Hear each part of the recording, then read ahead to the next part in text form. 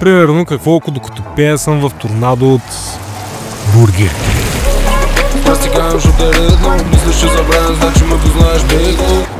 И се окаже, че съм на сцена върху бургер в Лапландия.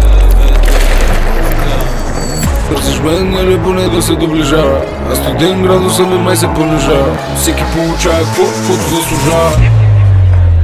Имам доста щура фантазия, ама може и да стане готино.